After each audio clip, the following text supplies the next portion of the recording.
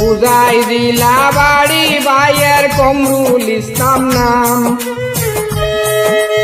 দুঃখের কাহিনী আছে বলতে চাহিলাম রে ভাইয়ান শুনছনি রে।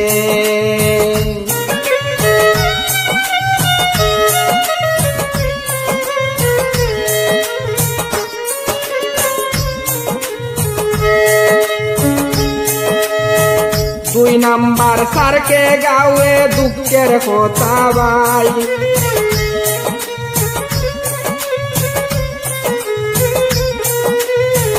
2 নাম্বার সারকে গাওয়ের দুঃখের কথা ভাই।